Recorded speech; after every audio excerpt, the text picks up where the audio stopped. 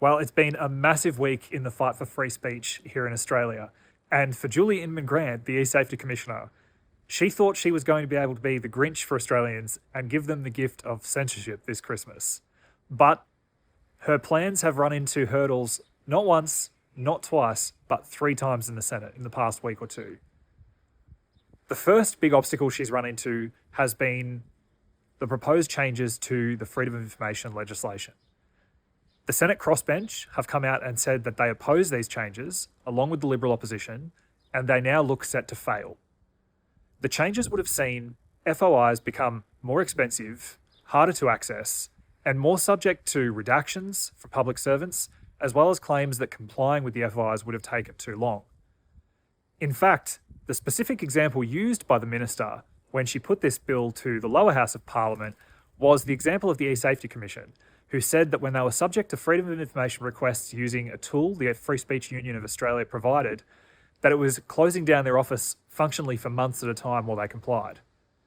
Leaving aside the fact that the reason these requests took them so long to comply with was because they were holding a phenomenal amount of information on you, and I mean you, many ordinary Australians on X and other platforms, the claims by the Free Speech Union that the technology department wasn't able to handle as many as 6 emails a day was laughable at best, and clearly didn't convince the Senate crossbench.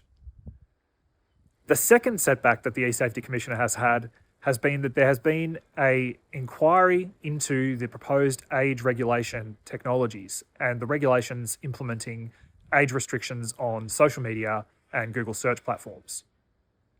The Senate inquiry heard from many, including people in the business community, who stated that the technologies were nowhere near ready, and it was clear that the Senate were not particularly impressed with the eSafety Commissioner's answers.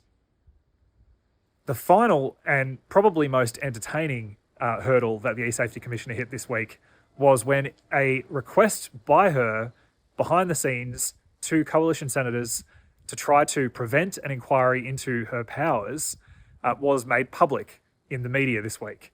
And perhaps not coincidentally, only a few short days after this was made public, the eSafety Commissioner confirmed that she would not be seeking reinstatement at the end of her term.